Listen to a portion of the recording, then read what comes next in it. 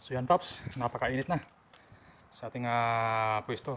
So ngayon mga Paps, nag-wiring ako ng ano para dito sa kanyang garden ng bahay. So yung kanyang garden kasi meron kasi itong solenoid.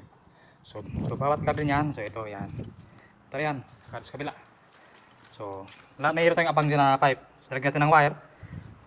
So meron tayo. At wala tayong kasama ngayon, solo flight. So mahirap yung mga Paps, pag walang kasama, talagang diskarte. So yung ating tubo, ito yung ating guide sa ating panghila.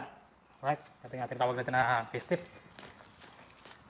So ang ating available na wire na kulay ay brown lang sa green. So yung ating ginamit. So DC lang naman itong supply ng ating sprinkler. So andito tumakbo yung kanyang full box. Yan. Tapos yung kanyang location ng system dito sa ibabaw. So pag dito natin ang system, putulin natin yan. Diyan natin ilalagay. Right? Tatakpan natin yan. So ang ating discard kung para tayo magtali, ganun pa rin mga Paps. So itong ating guide wire, right? So yan, nakapulupot yan. Tapos ito ilagay natin dito. At tatali natin ng electrical tape, right? So yan. Ganito lang yan mga Paps pag gano'n tayo. Ating discard pag hila, yan. So tali natin ng tape yan. Yan, medyo mahangin ito mga Paps.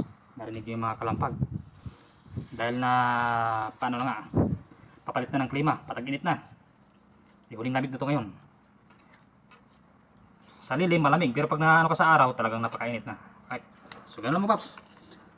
Wala tayong kasama, kaya ang diskarte natin yan, ibababad sa tatagan sa rulyo para mag-anhilahin. Right? Ganun lang mo, Paps, ang diskarte sa pagbabaring. So, bawat solenoid, isang linya.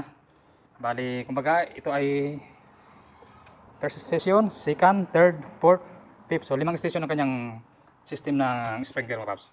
Yan. Ingat tayo po sa ating araw-araw. God bless sa ating lahat.